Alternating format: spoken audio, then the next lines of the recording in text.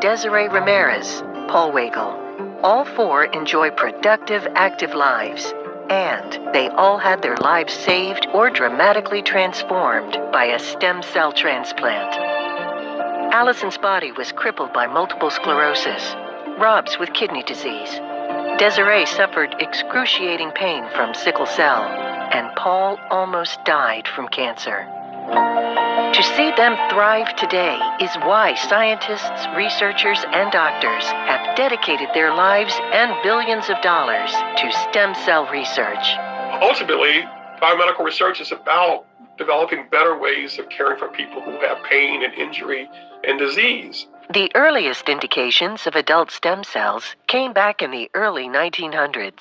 There were more clues that our body had these flexible cells, repair kits, if you will, from survivors of the atomic bomb blasts. Then in the 1950s, doctors discovered they could cure some forms of cancer with stem cells from bone marrow.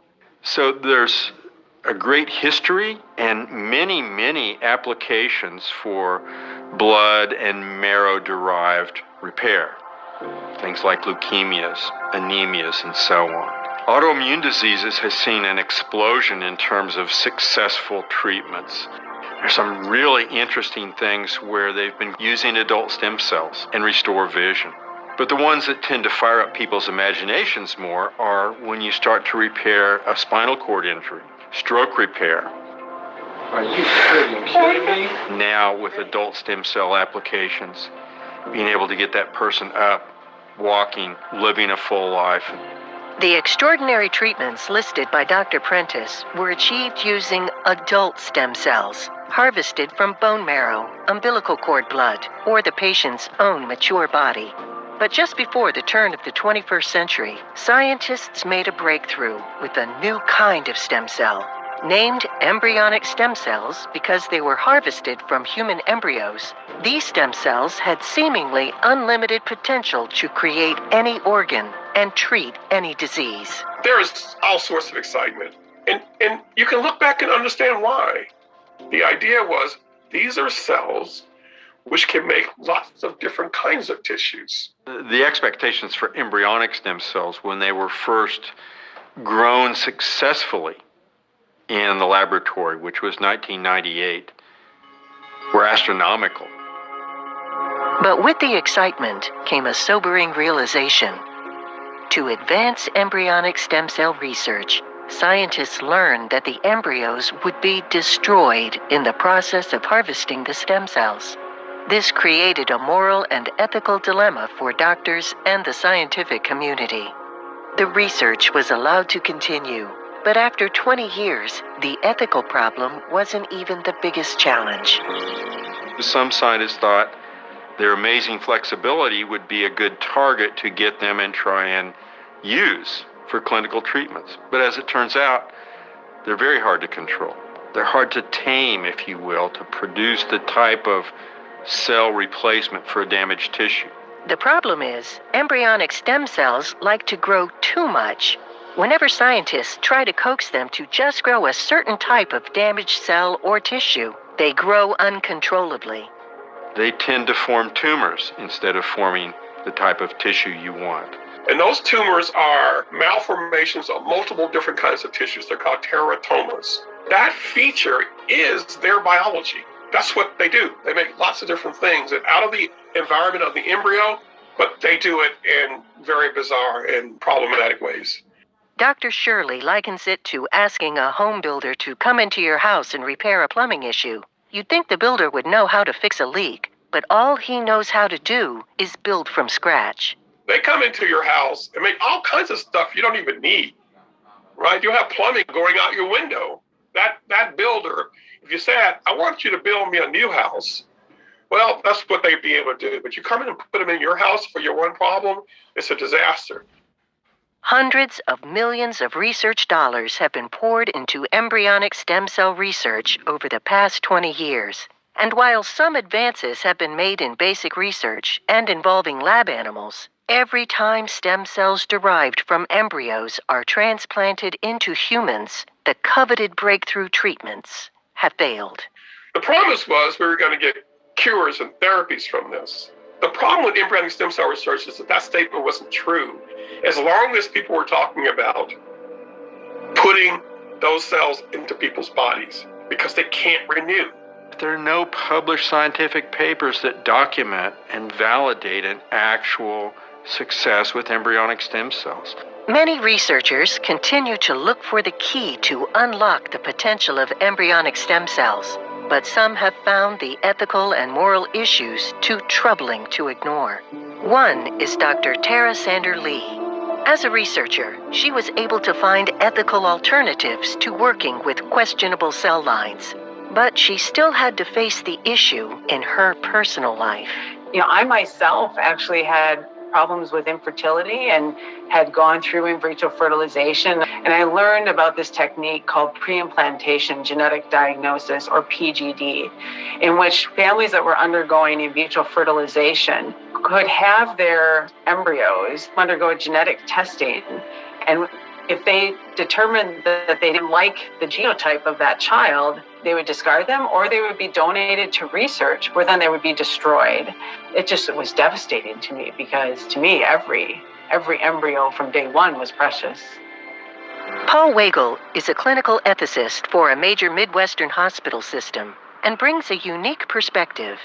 As a child, he had to endure chemotherapy and treatment for leukemia, not once, but twice. The second time, he received an adult stem cell transplant from umbilical cord blood. What adult stem cell transplants given me was an opportunity to experience life. Weigel says the ethical question affects much more than just researchers and scientists. Ethics is always fun when it's theoretical, but when you're confronted with the patient that it actually affects, it's gut-wrenching. At what cost are we willing to find these cures or potential cures from embryonic stem cells?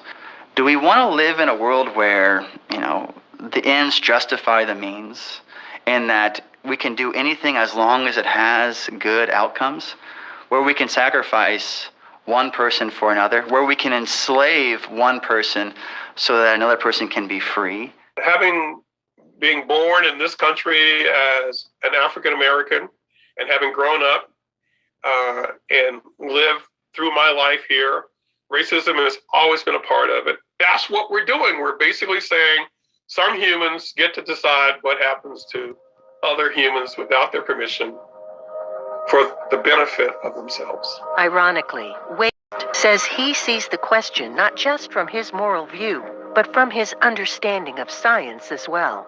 After conception, there is a physiological difference between the preceding cells. This physiological difference is recognized by biology by calling it a completely different name. It's called a zygote. And if we left that zygote to natural, healthy, normal circumstances, this zygote will become a walking, talking, feeling human person. And who am I to obstruct that natural process? Who am I to play God and to say that this cycle is not appropriate for that particular individual? A heated debate between opponents and supporters of embryonic stem cell research erupted quickly and has continued for years. But in 2006, a Japanese scientist and his team made a breakthrough that seemed to eliminate the ethical question from the stem cell debate. Dr. Shinya Yamanaka discovered induced pluripotent stem cells, or iPS cells. He found that he could add some factors to an ordinary cell, not any stem cell, just an ordinary cell like a skin cell, and induce them, persuade them, if you will, reprogram them to look and act like an embryonic stem cell. Induced pluripotent stem cells. What do? They do everything that embryonic stem cells can do, but they don't come from embryos. And no embryo is destroyed in order to make them. Dr. Yamanaka was awarded a Nobel Prize for his groundbreaking work, but the father of two said his motivation was much more personal. He said, "When I saw the embryo, I suddenly realized there was such a small difference between it and my daughters. I thought, we can't keep destroying embryos for our research. there must be another way. In just 15 years, the study of iPS cells has led to a number of discoveries in drug testing and basic research, even a few early treatments in humans that appear promising. Dr. Sander Lee sees the scientific community moving away from embryonic stem cell research. So scientists follow the best science, NIH funds the best science, and it's clear that the most money is going to adult stem cells and induced pluripotent stem cells. Today, of the almost $1.6 billion spent on all stem cell research, iPS and adult stem cells make up 80% of the funding. Embryonic, only 20%. So I think the end is in sight for embryonic. There's still going to be some people that want to hang on to it. But if we're focused on the patients and we're focused on new treatments, it's going to be the adult stem cells and the iPS cells that are going to continue to move to the fore. And in the next 20 years, I see more optimization in the generation and delivery of adult stem cell therapies. We're going to be obtaining more answers about how to optimize this therapy, and it's only going to improve and get better and save more lives.